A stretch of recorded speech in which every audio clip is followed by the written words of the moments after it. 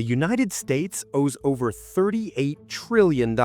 Japan owes more than 250% of its entire economy. Europe owes trillions. China owes trillions. The entire planet, over $300 trillion in total debt. Now here's the question that should bother you. If everyone is in debt, who exactly is owed? Because debt isn't magic. Every loan has two sides, a borrower and a lender. If governments owe trillions, someone must be expecting to get paid. So who is it? China? Wall Street? Secret bankers? Some global elite boardroom? The real answer is far stranger. Most countries owe the money to themselves. And that's not a metaphor. But before we unpack that, we need to understand what national debt actually is, because the way it's described in headlines is almost always misleading. When a government spends more than it collects in taxes, it runs a deficit. To cover that gap, it borrows money. It does that by issuing bonds, essentially IOUs. A government bond is simple. You give the government money today,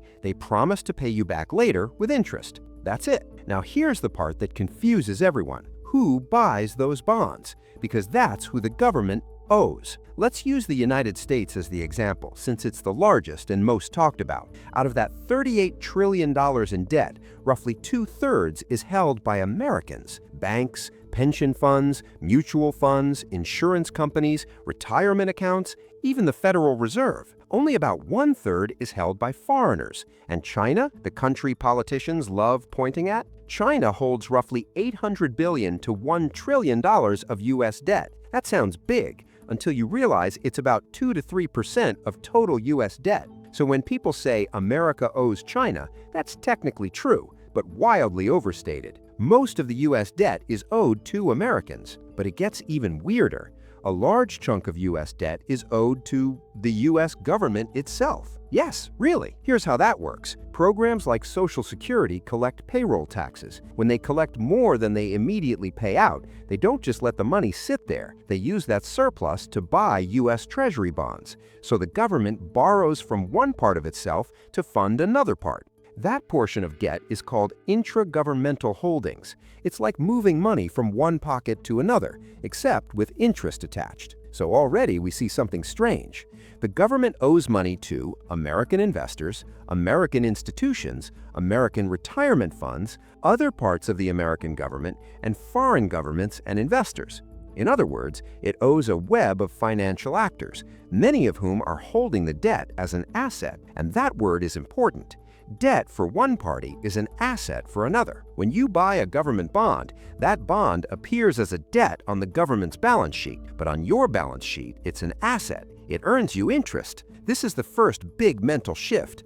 Government debt is not just money owed. It's also the backbone of global savings. Pension funds rely on it. Insurance companies rely on it. Banks use it as collateral. Central banks use it as reserves. The safest financial instrument in the world is usually considered a U.S. Treasury bond. So if the government suddenly paid off all its debt tomorrow, that would not be a celebration. It would be a financial earthquake, because trillions of dollars of safe assets would vanish from the system. The global financial system doesn't just tolerate government debt, it depends on it. Now zoom out globally. Japan holds U.S. bonds. The U.S. holds European bonds indirectly through global institutions. European banks hold debt from developing nations. Developing nations hold U.S. treasuries as reserves. It becomes a circular web. Country A lends to country B lends to country C lends back to country A. At a global level, the world largely owes itself, but that doesn't mean everyone benefits equally, because while countries owe countries, within countries the interest payments flow in a specific direction, upward. Governments collect taxes from citizens, then they use part of those taxes to pay interest on bonds. Who holds many of those bonds? Banks, pension funds, retirement accounts, institutional investors. So debt becomes a mechanism that transfers money from taxpayers to bondholders, and bondholders tend to be wealthier institutions and households. That doesn't make it a conspiracy, it makes it structural. Now let's address the big fear question. Is national debt bad? The answer is, it depends. Debt can fund productive investment. If a government borrows to build infrastructure, education systems, energy grids, research programs, that can grow the economy. If the economy grows faster than the debt becomes manageable. This is why the debt-to-GDP ratio matters more than the raw number. $1 trillion means nothing without context. For a small economy, that's catastrophic. For the U.S., it's large but serviceable, as long as growth and interest rates stay balanced. The real danger isn't having debt. The real danger is losing confidence. Government debt works because investors believe they'll get paid interest. They don't expect the full debt to be paid off tomorrow. They expect it to be rolled over. And this is the second big shift. Governments do not plan to pay off their debt. They refinance it. When bonds mature, they issue new ones to pay the old ones. It's not a mortgage you finish and celebrate. It's more like a subscription that renews indefinitely. As long as the economy grows and investors keep buying bonds, the system continues. But what happens when confidence breaks? We've seen it. Greece in 2010, Argentina multiple times, Sri Lanka in 2022. When investors doubt repayment, interest rates spike. Borrowing becomes expensive. Countries can't roll over old debt cheaply. And then austerity begins. Tax hikes, spending cuts, political instability. That's when debt stops being abstract. Now here's another critical piece. Why don't governments just print money and erase the debt? Because money itself is tied to debt. In modern economies, much of the money supply is created through lending. When central banks buy government bonds, they create new money to do so. So money and debt are intertwined. Eliminate all debt suddenly, and you shrink the money supply dramatically. That would trigger deflation and likely collapse. The system is built on motion. Borrow, lend, pay interest, roll over, repeat. It's not static, it's dynamic. Now let's answer the original question directly. Who do we owe debt to? We owe it to ourselves through pensions and savings, domestic financial institutions, other governments, global investors, and central banks. The world does not owe money to a single master creditor. It owes money into a network of financial claims.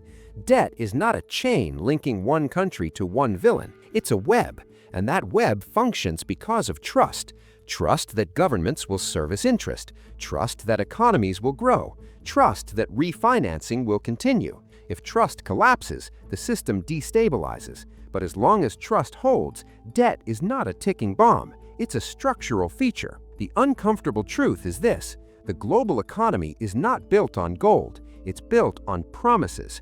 Promises to pay interest, promises to refinance, promises that tomorrow's economy will be strong enough to sustain today's borrowing. Debt is not just a burden, it's the architecture of modern finance. And the reason the numbers look terrifying is because they're cumulative. But what matters isn't whether the number is large, it's whether the system can carry it. The real debate isn't who do we owe, it's can the web hold? Because if it does, the system keeps turning. If it doesn't, the creditors suddenly become very visible. And when that happens, debt stops being theoretical. It becomes political. Now you understand the mechanics, and once you see the web, the headlines stop being scary numbers and start being structural signals. That's the real story of who we owe.